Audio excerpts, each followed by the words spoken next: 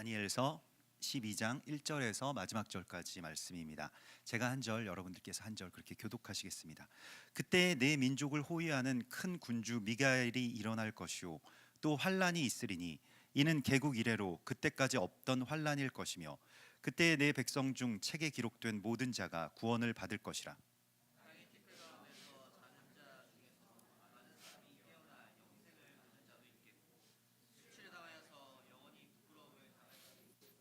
지혜 있는 자는 궁창의 빛과 같이 빛날 것이요 많은 사람을 옳은 대로 돌아오게 한 자는 별과 같이 영원토록 빛나리라.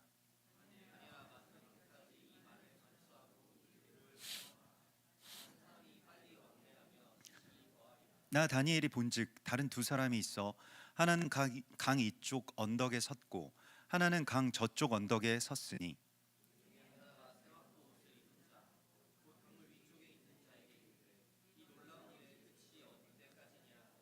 내가 들은즉 그 세마포 옷을 입고 강물 위쪽에 있는 자가 자기의 좌우 손을 들어 하늘을 향하여 영원히 살아계시는 이를 가리켜 맹세하여 이르되 반드시 한때 두때 반때를 지나서 성도의 권세가 다 깨지기까지이니 그렇게 되면 이 모든 일이 다 끝나리라 하더라.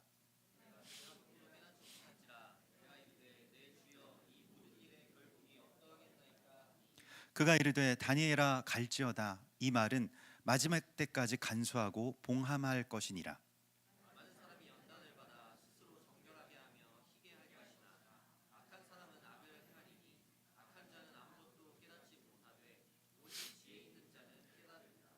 매일 드리는 제사를 폐하며 멸망하게 할 가증한 것을 세울 때부터 1290일을 지낼 것이요 다 함께 너는 가서 마지막을 기다리라. 이는 내가 평안히 쉬다가 끝날에는 내 몫을 누릴 것임이라. 아멘.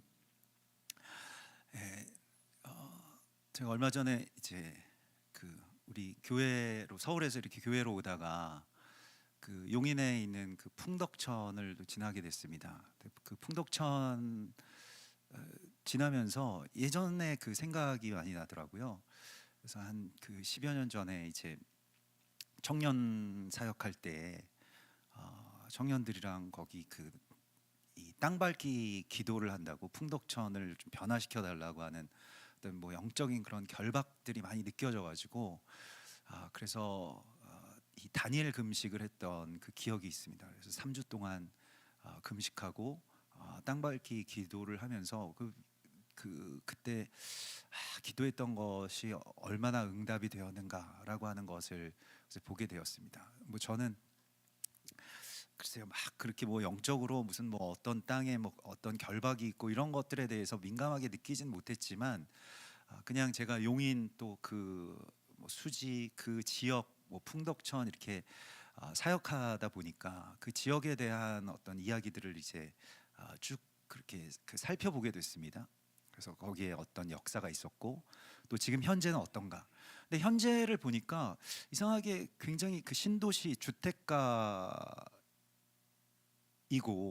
또 그 분당과 수지 사이에 그 아주 뭐 요지라면 요지고 길목이라면 길목인 곳에 있는 그런 땅인데 어, 이렇게 이 유흥가나 점집 그리고 특별히 그 당시에는 일종의 그 어떤 다방이 굉장히 많이 있었습니다. 그래서 티켓 다방이라고 불려지는 뭐 그런 그 용어들을 처음 들어봤는데 티켓 다방이라고 하는 것이 티켓을 끊고 그 다방에 어떤 그 이 여종업원들과 이렇게 뭐 어떤 윤락 행위를 하는 어떤 그런 변종 형태의 어떤 그런 그 사창가 같은 곳이라는 겁니다.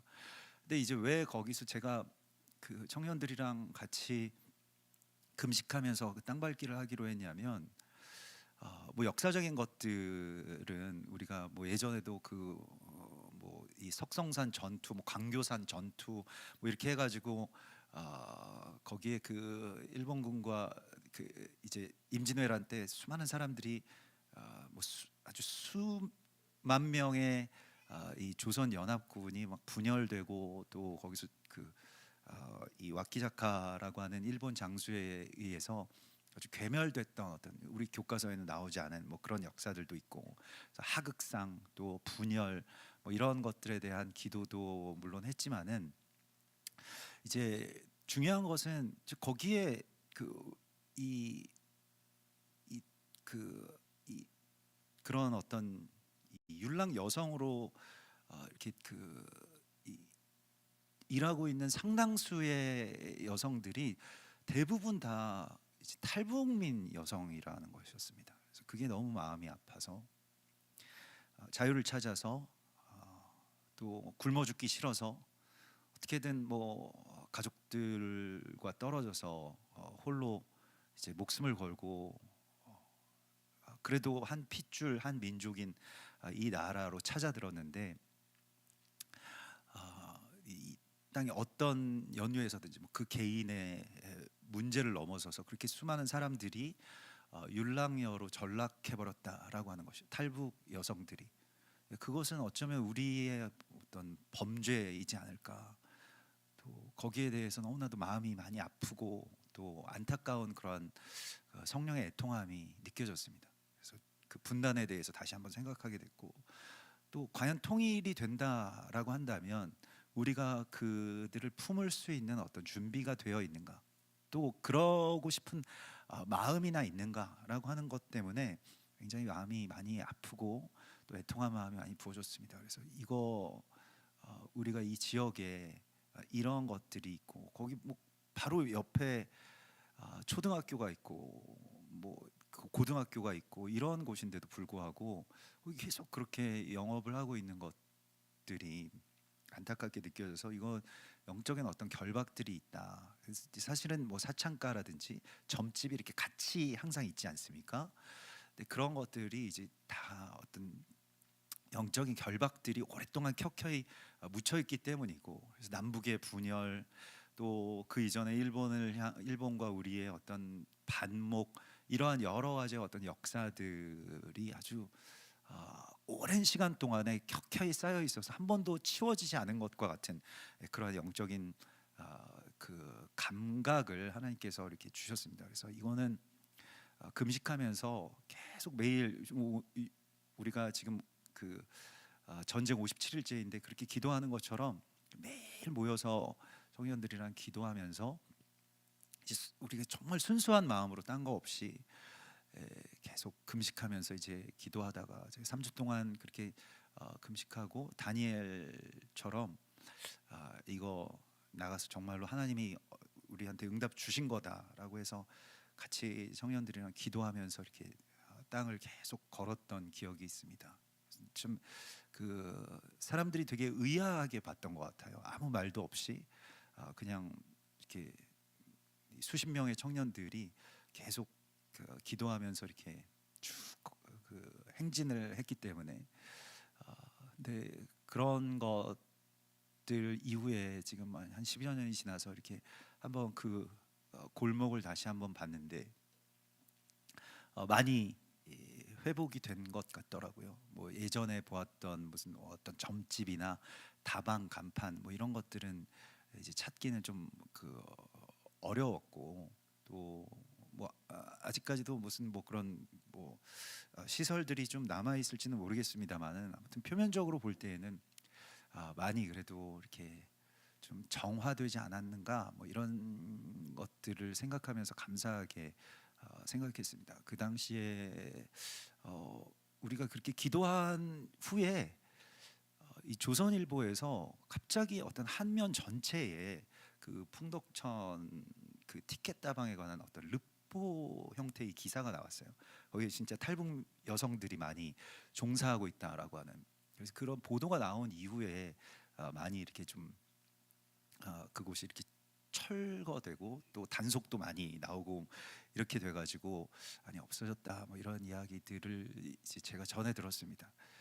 그때 이제 다니엘 기도에 대하여서 생각을 하게 되었는데, 이 금식하면서 목숨을 걸고 우리는 무엇을 위해서 기도가 해야 될 것인가, 또 지금 이 시기에 하나님께서 우리에게 기도를 시키신다라고 할 때에 그것은 과연 어느 정도의 어떤 위력을 갖고 있는가, 어떤 사명을 하나님께서 우리 가운데 주신 것인가라고 하는 것을 다시 한번 생각하게 됐습니다. 그제 그때 그렇게 기도하면서요. 생각해 보면 제가 막 한 끼를 굶기가 참 어렵거든요. 뭐 여러분들도 그런 분들 많으시겠습니다만은 한 끼 굶으면 되게 뭐 배가 고픈 건 당연하고 막 이렇게 몸 상태가 되게 안 좋아지고 또 조금 지나서 한 사흘 정도 되면 사흘이 한계인 것 같더라고요. 저는 그래서 사흘 정도 되면 이 그 막 먹은 게 없는데 막 신물이 올라오고 막 그 머리가 막 깨질 듯이 아프고 뭐 그렇게 되더라고요. 그래서 고비를 못 넘길 줄 알았는데 근데 이제 기도하면서 정말 그 애통한 마음으로 계속 울면서 이제 금식을 하다 보니까 이게 오히려 이렇게 편한 거예요. 안 먹어도 진짜 계속 안 먹어도 한 40일까지 되겠는데 뭐 이런 생각도 들더라고요. 너무 이렇게 평안하고 뭐 먹을 것에 대한 어떤 생각들도 없어지고 계속 기도에만 이렇게 집중할 수 있었는데 다니엘이 그 노년에 그 노년에 이런 기도를 했다라고 하는 것에 대해서 많이 도전도 받고 나는 이렇게 청년 사역자인데 몸도 건강한데 이거 뭐 그 살도 많이 쪘는데 이거 그 할 수 있지 않을까 그래서 시작을 했었는데 하나님이 기뻐하신 금식이라고 하는 것에 대해서는 하나님이 이렇게 뭐 자기의 어떤 수행이나 어떤 뭐 무슨 뭐 힌두교나 뭐 그런 수행가들의 어떤 그런 자기 전리품 같은 그러한 고행이 아니고 하나님이 당신의 어떤 진수성찬 앞으로 초대해 주시는구나 이런 걸 느꼈습니다. 그래서 정말로 사람이 떡으로만 사는 것이 아니고 하나님 말씀으로 살고 하나님의 영의 충만함 가운데 있으면 내가 전에 이렇게 막 정말 한 끼 못 먹으면 죽을 것 같았던 그것에서 또 자유함을 누릴 수 있구나 이런 것들도 많이 느끼게 되었는데 오늘 이 다시 한번 주님께서 우리에게 이 다니엘서 12장의 말씀을 다니엘서의 어떻게 보면 응답이죠. 다니엘의 이 새 이레의 기도에 대한 최종적인 결론이자 응답입니다. 이 응답이 오기까지 실은 아주 일찍부터 하나님께서 기도하기 시작할 때부터 하나님의 응답을 주셨지만 하늘에서 큰 전쟁이 일어났고 이게 3주간 지연되면서 그런 전쟁의 끝에 이 승리한 큰 군주 이 미가엘의 소식을 듣게 된 것이죠. 그래서 오늘 이 12장 1절에 나오는 그때 내 민족을 호위하는 큰 군주 미가엘이 일어날 것이요 환란이 있으리니 개국 이래로 그때까지 없던 환란일 것이며 그때 내 백성 중 책에 기록된 모든 자가 구원을 받을 것이다. 그러면서 땅의 티끌 가운데서 죽은 자가 살아나고요 또 영생을 받는 자가 있을 것이다 라고 하는 이 마지막 때의 이스라엘의 회복에 대한 말씀을 주시면서 그때 큰 군주 미가엘이 일어난다고 되어 있습니다. 미가엘은 이게 그 일종의 천사 숭배 사상 때문에 좀 이상하게 곡해되어 있는 그런 경향들이 있고 그래서 미가엘에 대해서는 우리가 그냥 천사장이라고만 이렇게 알려져 있고 천사 중에서 제일 그 수위 천사인가 보다. 카톨릭의 어떤 교리 가운데 하나인데요. 사실 그 미가엘이라고 하는 이 천사장은 천사들의 가장 대장은 누구입니까? 우리가 이렇게 생각을 해보면 천사 중에 대장은 천사일 것이라고 우리가 생각을 하는데 천사들 중에 대장에 대하여서 뭐 우리가 알고 있는 가장 대표적인 모르겠습니다. 여러분들도 많이들 들어보셨을 텐데 매튜 헨리 주석이라고 하는 성경 주석 중에서 가장 보수적이고 가장 대표적인 그런 주석 가운데 이 미가엘은 천사가 아니라 이것은 예수와의 또 다른 구약에서의 또 다른 어떤 그 표현이다. 예수님에 대한 또 다른 어떤 그 이 표현이다. 근데 왜 미가엘이라고 하는 이름의 뜻이 누가 주와 같은가라고 하는 그런 뜻이거든요. 그러니까 주와 같은 자가 누구인가? 라고 하는 그러한 뜻입니다. 그래서 누가 주와 같은가라고 하는 건 주님의 그 위대하심을 높이는 그런 이름이기도 하지만 주와 같은 그 자라고 하는 뭐 그 영어식 표현도 그런 것이 있죠. 누가라고 하는 것이 꼭 어떤 질문이라기보다는 이 사람은 주와 같은 자라고 하는 어떤 그러한 뜻을 갖고 있습니다. 그래서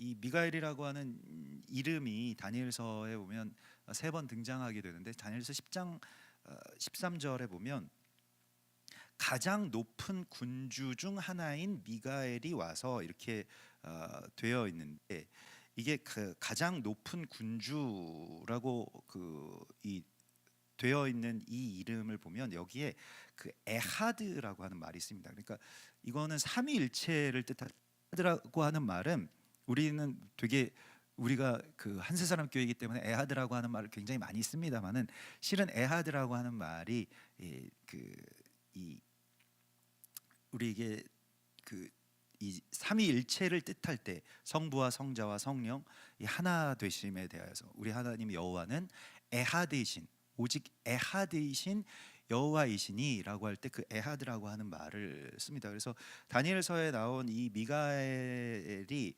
큰 군주 중 하나라고 되어 있는데 에하드 이게 그이 하나님과 같은 어떤 그 레벨의 에하드가 된 어떤 그런 군주의 모습으로 나옵니다. 그래서 군주라고도 이렇게 되어 있고 오늘도 여기서 군주라고 분명하게 표현하고 있는데 이게 그 만군의 여호와 혹은 세상을 다스리는 여기서는 이게 그 사르라고 하는데 사르는 어딘가를 지배하는 어떤 지배자 그 소유자를 말합니다. 그래서 그 사르가 사라에서 나온 말이고 사라르 사라 그래서 사라라고 하는 이름이 아브라함의 아내인 사라의 이름이 이러한 뜻을 갖고 있어요. 근데 그 땅을 다스리는 실제의 왕이 왕으로서 또 군대의 주제로서 이 왕이 이 그때에 일어나게 될 것이다. 라고 말씀을 하시고 있습니다. 이건 예수님이 오시는 때를 다시 오심의 때에 대한 말씀이기도 하고요. 그래서 이게 지금 어떤 상황이냐면 적그리스도를 상징하는 뭐 헬라 군주라고 일컬어지는 뭐 그 이후에는 이제 우리가 지금 그 한우카의 절기에 들어가지 않습니까? 근데 한우카 절기 때 이제 이스라엘을 완전히 점령하고 예루살렘을 그 거룩한 곳에 굉장히 가증한 것들을 멸망에 가증한 것들을 세워 놓았던 그 적그리스도의 원형이라고 할 수 있는 그림자라고 할 수 있는 안티오쿠스 대왕에 대한 이야기이기도 하지만 그것은 안티오쿠스 대왕은 또 그 시대의 적그리스도의 역할을 한 것이고요. 마지막 때의 그 적그리스도와 또 그 적그리스도를 이길 자가 누구인가라고 하는 것이요. 그것이 바로 너희의 군주 미가엘 뿐이니라. 그를 대항할 자는 너희의 군주 미가엘 뿐이니라. 다니엘서 10장 21절에 나와 있는 말씀입니다. 그래서 이게 이제 이 마지막 때의 적그리스도를 이기고 그 적그리스도가 하는 그 모든 일들을 대항하는 하나님과 같은 분이 일어나게 될 것이고 그때에 죽은 자들이 살아나고 티끌같이 흩어졌던 자들이 모이게 되고 그러한 역사가 일어날 것인데 오늘 3절의 말씀이요. 지혜 있는 자는 유명한 말씀입니다. 궁창에 빛과 같이 빛날 것이요 많은 사람을 옳은 대로 돌아오게 한 자는 별과 같이 영원토록 빛나리라 라고 하는 바로 이 말씀입니다.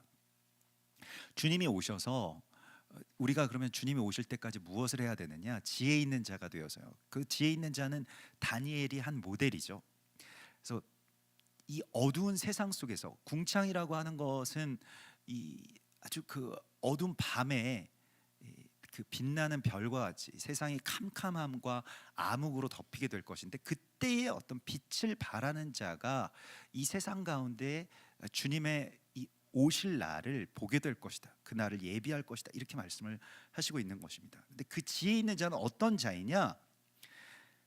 빛과 같이 빛나는 자라고 말씀을 하시고 있고요. 이 하누카가 바로 그렇게 우리가 주의 빛을 바라는 자들로 이 세상 가운데 보내심을 받았다는 것을 이제 그 우리 스스로가 선포하고 또 그것을 회복하는 그러한 절기입니다. 그래서 근데 그 빛난다라고 하는 것이 우리가 이 세상에서의 어떤 빛이 난다라고 하는 것은 막 세상의 어떤 영광, 사람들의 칭송, 부러움, 뭐 화려함, 뭐 아주 외형적인 그러한 뭐 어떤 대단함, 뭐 그런 것들에 대한 것일 테지만요. 그러나 오늘 이 다니엘서에서 어떤 사람이 빛과 같이 빛날 것이다. 궁창의 빛, 하늘의 별과 같이 빛날 것이라고 말씀을 하시고 있냐면 바로 많은 사람을 옳은 대로 돌아오게 한 자라고 말씀을 하시고 있습니다. 그가 어떤 사람이냐? 지혜 있는 자라는 것입니다. 그러니까 많은 사람을 옳은 대로 어떻게 돌아오게 할 것인가라고 하는 것에 대하여서 우리가 이제 지혜는 보통 이제 좀 지식적인 걸 많이 생각을 합니다. 근데 지식과 지혜는 엄연히 다르죠. 물론 지식도 굉장히 많이 그 지혜를 갖추는 데 있어서 도움이 되기 때문에 히브리인들 같은 경우에는 하나님을 믿는다라고 하는 표현보다는 우리는 이렇게 믿음에 대해서 강조하다 보니까 믿는다라고 하는 표현이 이렇게 굉장히 많이 있지만 우리는 성경을 믿는다 또 하나님을 믿는다 이런 표현이 있지만 히브리인들은 공부한다는 표현을 굉장히 많이 씁니다. 그러니까 말씀을 믿는다라고 하는 것 대신에 뭐 믿는 건 뭐 당연한 것이고 거기에 대해서 더 깊이 알기를 원하고 갈망하고 질문하고 또 하나님이 답해 주시고 이것이 이 어떤 그 우리로 치면 믿음의 여정에 있어서의 가장 중심이에요. 그래서 그냥 몰라도 그냥 믿기만 하면 그만이다 이렇게 생각하지 않습니다. 절대로. 왜냐하면 내가 믿는다라고 하는 것이 무엇인지를 계속해서 내가 믿는 하나님이 어떤 하나님인지를 계속해서 알기 원하는 그 갈망에 공부라고 우리가 공부라고 하면 또 거부감이 좀 있기 때문에 공부는 이렇게 별로 재미없는 것, 싫은 것, 뭐 억지로 해야 되는 것 이런 생각들이 학창 시절에 우리가 공부를 좀 잘못해가지고 그런 생각이 있지 않습니까? 사실 공부는 굉장히 재밌는 거고 공부를 통해서 내가 점점 변화되는 것이기 때문에 이것이 가장 삶에 있어서 가장 아주 최고로 주님께서 우리 가운데 맡겨주신 기쁨이자 우리가 누릴 수 있는 어떤 자유 중에 하나인데 나는 뭐 그 심심할 때 취미로 공부한다 이런 것에 대하여서 우리 조금 의아하게 막 웃을 수도 있지만요. 이게 연세가 들어가시면서 이 회복해야 될 한 가지의 그 이 사명은 공부입니다.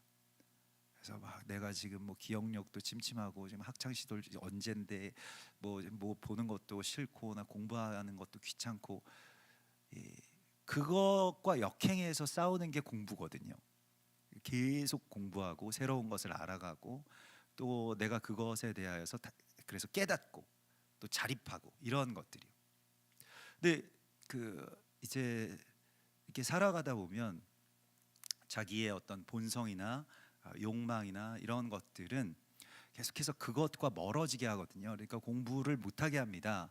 그래서 그 이제 귀찮게 하고 남들한테 계속 맡기려고 하는 어떤 그런 심보에서 우리가 싸워야 됩니다. 예. 이게 제가 그 지지난주에 우리 그 이 바에제에서도 나누었던 것과 같이 일종의 어떤 이 영적이자 또 실질적인 삶의 어떤 독립을 어른처럼 이루려면 이게 점점 나이가 들어가면 애기처럼 점점 의존적이 되거든요. 그러니까 자꾸 화가 나는 거예요. 섭섭한 게 많아지고 누가 날 도와줘야지만이 내가 뭘 할 수가 있게 되는 그 상태에 대해서 두려움을 여러분들 가지셔야 됩니다. 계속 공부하셔야 돼요.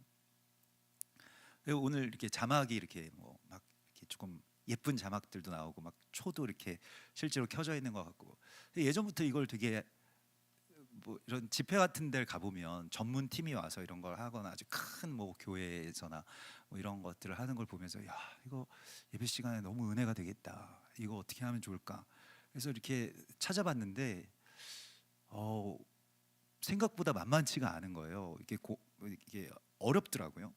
막 되게 복잡하고 무슨 뭐 개념도 잘 모르겠고 뭐 영상에 대해서 제가 잘 모르니까 무슨 뭐 소스가 있는데 거기에 키 소스 뭐 필 소스가 있고 거기에 또 알파 키가 있는데 뭐 그게 뭐 NTSC 방식 뭐 하여튼 여러 가지 용어들이 나오는데 아무것도 모르겠는 거예요. 그리고 대부분은 한국에서 이게 제대로 번역이 되어 있지 않아서 대부분 다 영어로 되어 있어가지고 또 영어로 된 자료들을 찾아보면서 이게 너무 그 모르겠는 거예요. 그래서 이거 업체를 알아봐야 되겠다. 그래서 업체한테 이거 하는데 얼마 정도 드는지 이렇게 그 견적을 뽑아봐야 되겠다. 이렇게 만들어주는 데까지 어느 정도 되느냐 그랬더니 상상할 수 없는 금액을 부르는 거예요. 근데 그게 일반적인 시세랑 제일 기본적인 게 500만 원. 그리고 좀 더 완전히 완벽하게 구현하게 되면 뭐 1000만 원 뭐 이렇게 얘기를 하는 거예요. 그래서 깜짝 놀라가지고 그 정도는 아닐 것 같은데, 그래서 이제 공부를 하기 시작한 거죠. 근데 뭐 우리 안사님한테도 뭐 이렇게 물어보고 또 다른 분들한테도 이렇게 얘기를 해서 좀 내심 이제 어 제가 이 귀찮은 부분, 이 공부해서 도달할 수 없는 이 부분들을 이분들이 할 수 있지 않을까 이렇게 생각을 하다가 그때 이제 그런 생각이 들었습니다. 아, 이게 그 뭐든지 어, 내가 할 수 없는 것을 누군가에게 부탁을 하고 맡길 때에는 그것만큼 이제 위험한 일이 없다. 나중에 예, 갑자기 막 내가 어떻게 수습할 수 없는 상황들이 될 수도 있잖아요. 그래서 이런 의존성들, 뭐 작은 일이긴 하지만, 그래서 열심히 공부해가지고 막뭐 밤늦게까지 우리 아이들은 교회에서 뭐 하냐 뭐 이런 거 하는데, 특별한 일이 아닐 수도 있지만 그래도 작은 거 하나라도 이렇게 공부해서 또 하나님 예배하는 데에 또 쓰고 뭐 연습해서 조금 조금씩 더 성장해 나가고, 이런 것들이 멈추지 않는다면 결국에는 그 이 어떤 우리가 살아가는 데에 있어서 이 뭔가 내가 귀찮아서 누군가에게 의존하는 때부터 어떻게 보면 저는 노화가 진행된다고 생각하거든요.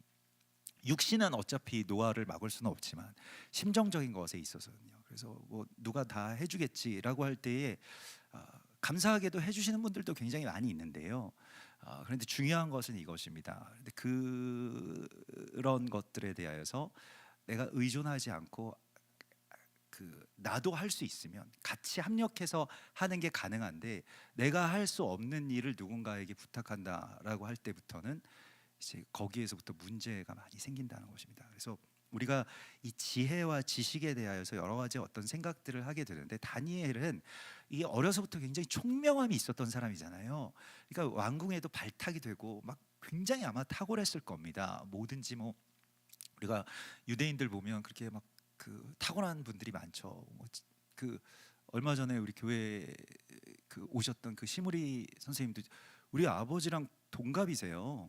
그런데도 계속 새로운 것을 막 추구하시고 이렇게 뭐 한번 들은 말들을 잊지 않으시고, 숫자나 뭐 이런 것들도 그 총기가 사라지지 않는 걸 보고, 야, 다니엘이 정말로 80세에 이 세일에 금식을 하면서 이렇게 총명했는데 아마 이분이 좀 비슷한 것 같다, 이런 생각도 하게 되더라고요. 유대인들이 그런 분들이 굉장히 많이 있거든요.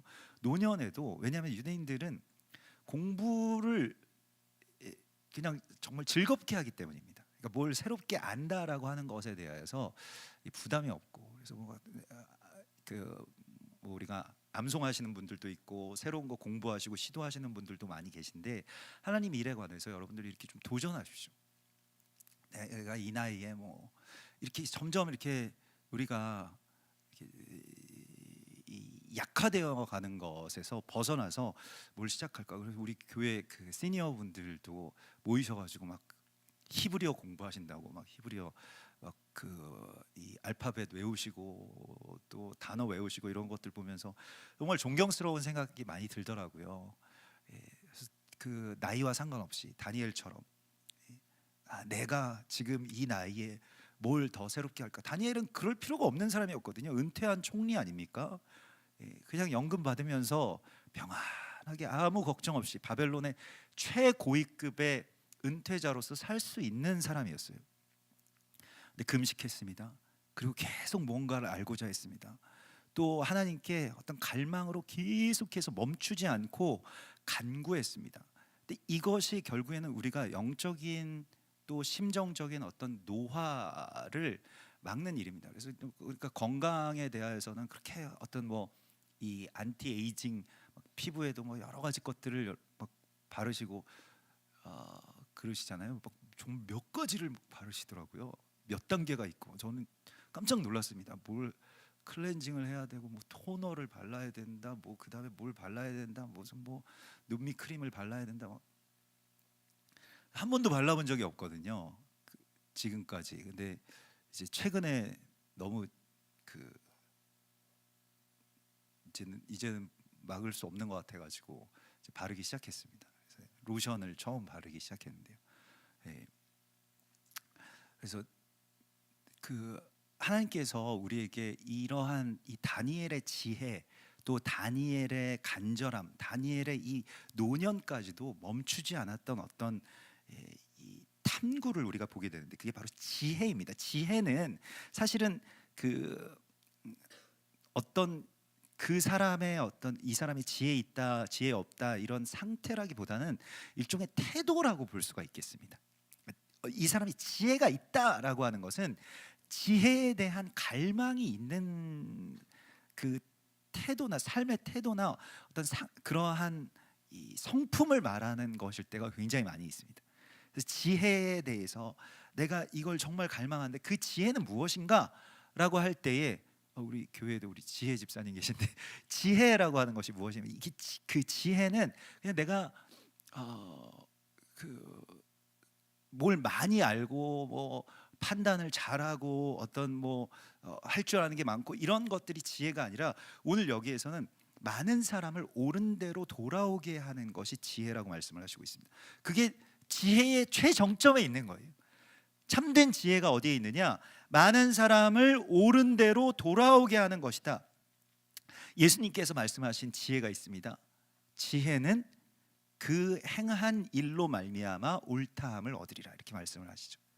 이 예수님께서 말씀하신 지혜는 무엇이었냐면요, 그 누가복음에 보면 이것이, 마태복음에는 그 행한 일이라고 되어 있지만은 누가복음에서는 지혜는 자기의 모든 자녀로 인하여 옳다함을 얻으리라, 이렇게 되어 있습니다. 자기 자녀로 말미암아서 옳다함을 얻은 자가 지혜 있다는 거예요. 그 자녀라고 하는 것은 육신의 자녀이기도 하고, 또 자신의 어떤 행한 일들, 그 행한 일들의 결과들이 자신을 굉장히 옳다라고 한다는 거예요. 그게 어떤 것이냐면 누가복음 7장 34절에 보면 지혜는 자기의 모든 자녀로 인하여 옳다함을 얻느니라 라고 하신 말씀을 왜 하셨냐면, 그게 7장 35절의 말씀이고요. 7장 34절의 말씀은 무엇이냐면, 인자가 와서 먹기를 탐하고 포도주를 즐기는 사람이라고 하는 비방을 받는데, 그것은 먹기를 탐하고 포도주를 즐기는 것이 인자의 본질이 아니라 왜 먹고 왜 포도주를 계속 드셨는가라고 하는 것에 대하여서 자기 욕망을 채우기 위해서 한 것이 아니라 세리와 죄인들의 친구가 되기 위해서, 그러니까 세리와 죄인들의 친구로다, 이게 지혜 있는 자의 자녀라는 거예요. 세리와 죄인들이 예수님의 친구가 됐지 않습니까? 이게 구원의 이야기잖아요. 그러니까 그게 지혜라는 거예요. 지혜는 그러면 무엇입니까? 그 관계라는 것입니다. 많은 사람을 옳은 대로 돌아오게 하는데, 특별히 이 죄인들을 돌이키게 하는. 그런데 돌이키게 하려고 할 때 막 가서 너 죄인이고 너 회개하지 않으면 너 지옥 가고 이런 것들이요, 이거 우리가 주의해야 됩니다. 근데 그냥 그와 친구가 되어 주셨다는 거예요. 그래서 그들이 다 정말 거룩하신 예수와 곁에 있다가 거룩함으로 돌이키게 되고 존귀함으로 돌이키게 된 것이 바로 그 지혜의 자녀들이라는 것입니다. 그래서 지혜는 그 자녀들로 말미암아 옳다함을 얻으리라, 이렇게 말씀을 하시고 있어요.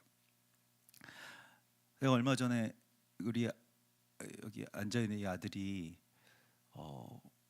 어디 이렇게 뭐 홈스쿨 그런 연합 뭐 이런 것 때문에 이제 뭐 지구촌 교회에 갔다가 식사하는데 뭐 거기에 우연치 않게 이제 목사님, 전도사님이랑 같이 앉아서 식사를 하게 됐다는 거예요. 그래서 목사님이 좀 거창한 질문을 하셨던 것 같아요. 너는 앞으로 어떻게 살고 싶니? 예. 제 아들이 어떻게 대답했냐면, 저는 엄마 같은 여자를 만나서 아빠처럼 살고 싶습니다, 이렇게 대답을 했다는 거예요. 그래서 목사님이 너무 놀라셔가지고, 야, 진짜 대단하다. 너무 그 칭찬이 뭐 돌아서 저한테까지 들려왔는데, 엄마 같은 여자를 만나서 아빠처럼 살고 싶다. 대단한 칭찬 아닙니까? 그래서 야, 지혜는 정말 자녀로 말미암아 옳다함을 얻는다라고 하는 이 말씀 준비하다가 자녀가 이런 말을 해줬다라고 하는 것이, 그래서 야, 너는 진짜 앞으로 한 몇 년은 내가 모든 걸 다 용서해 준다 막 이렇게 이야기를 했는데, 예, 또 뭐 거기서 무슨 뭐 이렇게 그런 질문들도 나왔다는 거예요. 뭐 그 반에서 이제 그 홈스쿨링 연합하는 반에서 만약 100억이 생긴다면 당신은 무엇을 하시겠습니까? 뭐 이런 질문들이요. 뭐 어떤 친구는 무슨 뭐 큰 축구단을 인수하겠다. 뭐 어떤 친구는 뭘 하겠다. 뭐 집을 사고 차를 뭐 어떤 걸 사겠다. 그런데 또 제 아들이 11조 하고 아무것도 하지 않겠다. 예, 그냥 그대로 살겠다. 이때까지 살던 대로 이렇게 대답을 했다는 거예요. 그래서 하나님이 또 많은 지혜를 주시는구나. 우리 맨 앞자리에 앉아서 이렇게 예배 드리니까 그런 생각이 들고 참 감사했는데, 우리가 이 마지막 때의 지혜라고 하는 것이 이 어떤 것이냐 하면 사람들이 빨리 달리는 것과 대항하는 것이라고 오늘 성경은 말씀을 하고 있습니다. 그래서 많은 사람들은 돌이킴도 얻지 못하고 마지막 때까지 빨리 왕래하며, 사람들이 막 아는 것이 많아지, 인텔리전스에 지식이 많아져서 막 빨리 달리고, 사람들 막 자기 욕망을 추구하면서 막 어디 가야 뭐 돈이 있다, 어디 가야 성공한다, 어디 가야지 뭐 집값이 오른다, 뭐 이런 거 가지고 계속 살아간다는 거예요. 사람들이 굉장히 바빠진다는 것입니다. 근데 지혜는 무엇이냐면 멈춰 서서 죄인과 세리의 집에 찾아가는 것이라고 말씀을 하시고 있습니다. 그래서 너는 이 말을 간직하라. 봉함하라는 것은 그냥 이거 없애버리라는 것이 아니라 가장 소중하게 간직하고 있어라라고 말씀을 하시거든요. 무엇이냐, 마지막 때는요, 디모데후서에도 말세의 이 징조에 대하여서 사람들이 무정하고 돈을 사랑하고 자기를 사랑하느라고 바빠가지고요, 사람들이 계속 바쁘다는 거예요. 왜 바쁘냐? 바쁜 이유가 무엇이냐? 이 바쁘다라고 하는 것에 대하여서 우리는 이것과 또 싸워야 되는데, 이게 일종의 죄악입니다. 그러니까 내가 바쁜 그 모든 이유에 대해서 하나님은 사람이 바쁜 것에 대해서 원치 않으시거든요. 멈춰설 수 없는 것. 그러니까 우리는 바쁘다는 것이 미덕인 이 세상 가운데 살아왔고 지금 조금씩 졸업하는 그런 분위기가 되긴 했습니다만 아직도 멀었죠. 근데 왜 바쁘냐라고 하는 것에 대해서 다시 생각하고 다시 돌이키고 멈출 수 있고, 샤밧 가운데 들어가고 절기 가운데 들어가고, 이러한 모든 것들 가운데 내가 원하는 것을 내가 내 힘으로 가지려고 하는 그 삶 때문에 계속 바빠진다는 것입니다. 하나님과 머물 시간이 없고, 또 사람들과 멈춰서 대화할 시간이 없고, 죄인들에게 찾아갈 시간이 없다면 일종의 그 삶은 지금까지는 실패하고 있는 것입니다. 지혜가 없는 삶입니다. 참된 지혜는 무엇입니까? 정말 지혜로운 사람은요, 바쁘지 않아야 됩니다. 그러니까 오늘 주님께서 사람들이 빨리 왕래하며 지식이 더한 것에 대하여서 이것과 대항해서 싸우는 지혜로운 자를 하나님 말씀하시고 있습니다. 많은 사람을 옳은 대로 돌아오게 하는 자인데, 예수님께서는 그 방법을 어떻게 사용하셨냐면 이 세상 가운데 오셔서 정말로 지극히 작은 자들, 어쩌면 아무도 시간을 내주지 않는 사람들, 죄인, 세리, 그리고 뭐 그 창기라고 불려지는 그러한 아주 세간의 평판이나 아니면 그러한 이 사람들에게서 밀려난 그런 뭐 일종의 우리 요즘 표현으로는 루저들을 찾아가셔서 그들을 주님께로 돌아오게 하셨다는 것입니다. 그래서 오늘 주님께서 우리에게 마지막 때까지 이 말씀을 간직하고 너는 많은 사람을 옳은 대로 돌아오게 하는 자가 되라고 말씀을 하시고 있습니다. 지금 우리가 이게 연말이 되었고 12월 달이 됐고, 우리는 성서력도 살아가지만 또 양력을 살아가지 않습니까? 그래서 2023년이 지금 한 달여 남았는데, 또 삶에 있어서 그러면 나에게 이 마지막 한 달이 채 남지 않은 이 시간들이 있다면 나는 이제부터는 뭘 어떻게 하고 살아야 내가 정말로 살았다라고 하는 이름을 갖고 주님 앞에 나아갈 수 있을 것인가? 이것에 대해서 많은 사람을 옳은 대로 돌아오게 하는 삶에 대해서 말씀하십니다. 이거는 막 대단한 어떤 사역을 하는 것도 물론 여기에 그렇게 되면 너무 좋겠지만요, 대단한 사역보다도 그냥 그 한 사람 한 사람과 만나서 정말로 그 사람이 나를 이 옳다함으로, 그러니까 그분은 정말로 하나님의 선하심과 연결되어 있는 사람이야 라고 하는 것을 전할 수 있는 바로 그 삶으로 들어가라고 말씀을 하시고 있습니다. 여러분이 그런 분들이시거든요. 여러분이 이 시대의 그런 별과 같이 막 위협적인 엄청난 광선을 바라는 분이 아니시더라도 그냥 그곳에 늘 빛을 내고 있었구나. 근데 별도요, 물론 굉장히 밝은 빛도 있지만 새벽에 이렇게 여러분들 새벽 예배를 오시다가 요즘같이 겨울에 막 쨍한 날에 이렇게 보면은 별이 막 이렇게 떠 있는데 한참 보다 보면 보이는 별들이 있어요. 눈에 안 들어왔다가. 근데 그런 별과 같이 빛날 것이다. 주님 말씀을 하시는 것이거든요. 그래서 오늘 지혜 있는 사람은요, 오늘 12장 10절에 보면 많은 사람이 연단을 받아 스스로 정결하게 하며 희게할 것이나 악한 사람은 바빠서 회개할 시간이 없다는 거예요. 성찰이 없고 자기 자신의 삶을 어떻게 존귀함으로 돌이킬지에 대한 아무런 어떤 생각 없이 그냥 바쁨에 취해서 살아가지 말라고 말씀을 하시고 있습니다. 참된 회개라고 하는 것은 스스로를 정결하게 하는 것입니다.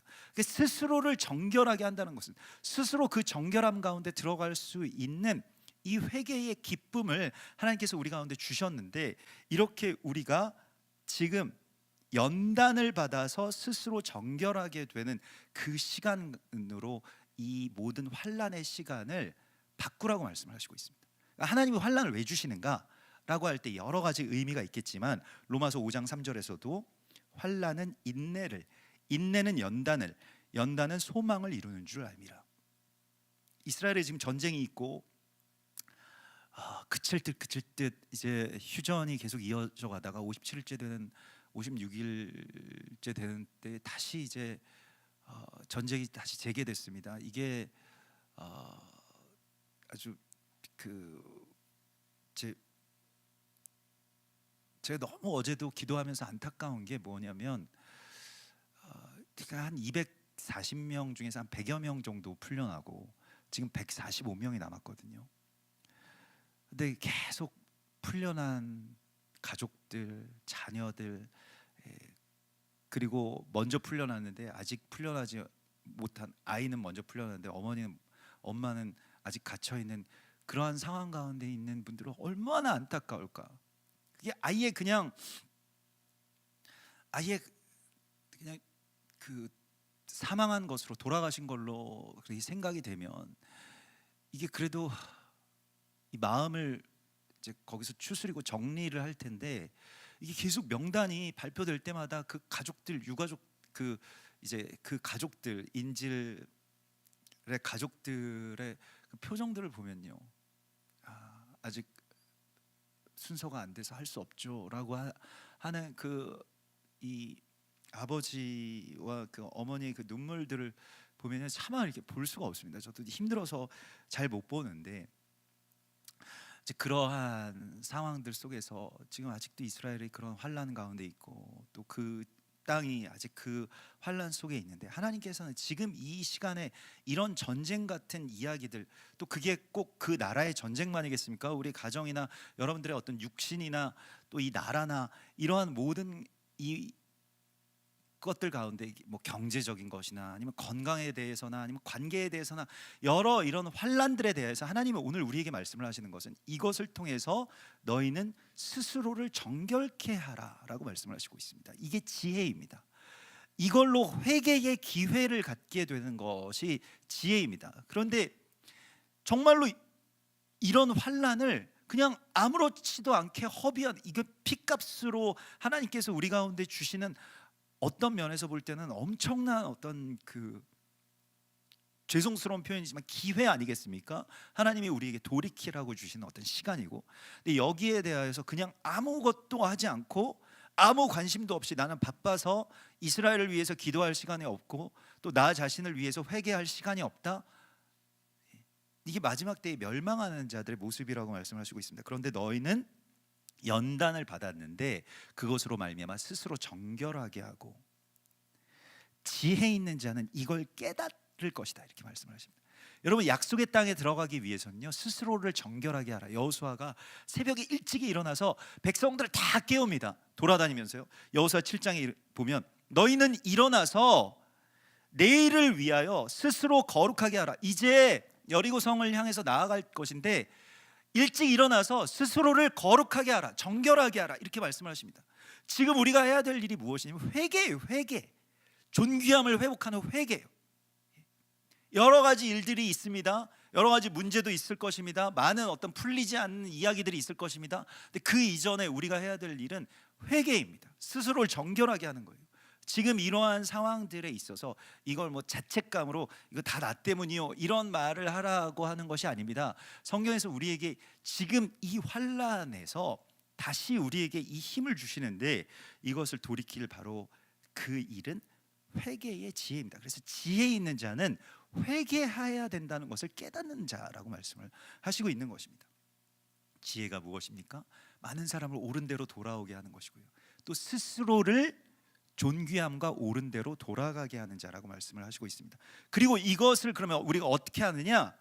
자, 오늘 11절의 말씀, 또 이 하누카, 또 마카비 혁명, 이것과 연결되어 있는 이 다니엘서의 이 예언, 또 이것과 마카비 혁명이라고 하는 수전절 하누카라고 하는 것은요, 이 성경의 이 마지막 지점에서 이스라엘이 멸망되고 헬라 군대가 주둔하면서 이스라엘을 그렇게 완전히 유린하고 거기에 멸망에 가증한 것들을 제단에 세워서 성전의 문을 닫게 하고 불을 끄고, 이것과 연결이 된 실제적인 회복의 사건이고, 그 다음에 있는 일이 무엇입니까? 예수님이 이 땅 가운데 오신 것입니다. 이 다니엘서의 예언대로 미가엘의 군주가 이 세상 가운데 온 것이죠. 그래서 많은 사람을 옳은 대로 돌아오게 한 것입니다. 그리고 마지막 때에도 이런 일들이 있을 것인데요, 우리가 그러면 이제 많은 사람을 옳은 대로 돌아오게 하고 스스로를 정결하게 하고 이거 어떻게 무엇을 우리가 해야 될 것인가 라고 하였을 때에, 오늘 다니엘서 12장 11절에 매일 드리는 제사를 패한 그 멸망하게 할 가증한 것을 세운 적그리스도를 대적하라고 말씀하시고 있습니다. 뭘 회복해야 되는 것입니까? 매일 드리는 제사를 회복하는 것입니다. 그 제단을 회복하는 것입니다. 이것이 하누카 마카비 혁명입니다. 여러분이 일으키셔야 돼요. 그런데 너무 바빠서 못 드리잖아요, 매일 드리는 제사. 저는 이 매일 드리는 제사에 대하여서 제가 약간 이거 그 징크스라기보다는 징크스가 아니라 이건 좀 공격이 있는데, 매일 드리는 제사에 대해서 이렇게 막 선포하고 우리 매일 제사를 드려야 됩니다, 매일 새벽 제단을 쌓든지 뭘 하든지 하여튼 매일 드려야 된다라고 하면 다음날 새벽에 못 일어나요 항상. 그래가지고 꼭 그 다음날 공격이 있는 것 같더라고요. 그래서 기도해 주십시오. 내일 일어날 수 있도록. 오늘 또 기도원 가고 또 내일 새벽 예배 파수할 수 있도록. 아무튼 매일 드리는 제사를 멸망의 그 가증한 것이 세워져서, 사실은 매일 드리는 제사보다 더 중요한 게 없는데 그것보다 더 중요한 게 지금 그 제단 위에 있다는 거예요. 그게 돈이 됐든 걱정이 됐든 뭐 바쁜 어떤 일상이 됐든 잠이 됐든 뭐가 됐든지 간에 그 적그리스도와 우리가 지금 싸워야 된다는 것입니다. 이게 회개고, 여기서부터 많은 사람을 옳은 대로 돌아오게 하는 길이 열리게 되는 것입니다. 주님이 오시는 거 어떻게 오시겠어요, 우리 가운데. 여러분, 이 매일의 제사가 회복돼야 됩니다. 그래서 우리가 지난 57일 동안 정말 슬프기도 하고 애통함도 많았지만, 그런 매일 모여서 기도하고, 그러면서 제가 왜 그 풍도천 그때 말씀을 드렸냐면, 그 시절에 그렇게 애통함으로 기도했던 그 날들을 하나님이 회복해 주셨구나. 그러면 그 끝에는 뭔가 아주 큰 응답이 있거든요. 저는 그 끝에 어떻게 됐는지 뭐 간증처럼 한 가지 말씀드리면, 그 전부터 방언을 했었는데요, 그 3주 동안 하고 나서 나중에 그 다 돌아와서 이제 뭐 보식하고 뭐 이렇게 할 때 이 온 몸에 어떤 막 이 내장들도 있잖아요. 뭐 위도 있고 뭐 장도 있고 뭐 간도 있고 이럴 거 아니겠습니까? 근데 정말 온 몸이 방언을 하더라고요. 근데 그런 경험은 저는 처음이었습니다. 그러니까 우리가 말로 방언을 하는 그런 기도도 있지만 내 장이 기도를 하고 있다라고 하는 그런 감각이 그때 너무 신비로웠어요. 그래서 내가 기도를 하는데 장이 막 정말 움직이면서 같이 기도하는 거예요. 그래서 뭐 그거 그 과학적인 이야기들은 더 이상 꺼내지 마십시오. 아무튼 거기에 대해서 근데 정말 내가 이 배가 기도를 하고 있구나라고 하는 그때 처음 알았습니다. 예. 뱃살이 빠지니까 알겠더라고요. 네, 네. 아무튼 그래서 온 몸이 세포 하나 하나까지도 다 주님을 찬양하는 그 존귀함 가운데 쓰이고 있구나. 그때 너무 너무 기뻤습니다. 정말 전신이 깨끗해졌다라고 하는 그 표현을 알겠더라고요. 그래서 여러분 기도하시고 또 매일 드리는 제사를 세우시고 또 우리 기도에 파수하시는 지체들도 이제 막 세워지셔가지고 얼마 전에는 우리 유광 형제님 또 그 어느 지난주에 또 이렇게 기도회 하루 인도하시는데 제가 너무 감동했던 게 그 아내분이 박영자매님이 유광 형제님이 남편이 이제 기도회 인도하니까 3일 동안 금식하셨다는 거예요. 얼마나 귀합니까? 이렇게 동역하는 거잖아요. 그래서 이거 정말 하나님께서 이렇게 우리 교회의 또 성도분들과 가정 가운데 이 기도와 예배의 제사를 회복하시는 시간이구나. 이 한우카에 정말 불이 다시 밝혀지는 그러한 시간이구나 라고 하는 것을 다시 한번 생각하게 됐습니다. 그래서 여러분들이 그렇게 빛을 내야 될 때가 됐습니다. 세상이 어두워졌기 때문에 여러분들 통해서 많은 사람들이 옳은 대로 돌아오게 될 것입니다. 어디에 계시든지 간에 그게 여러분들 직장이 되셨든 아니면 그게 교회가 됐든 그게 가정이 됐든지 간에 여러분들의 빛이 아주 절실하게 필요한 때가 된 것입니다. 그 어둠 가운데 있는 자들에게 빛을 비추는 그런 빛 되신 여러분들이 되시기를 주의 이름으로 축원합니다.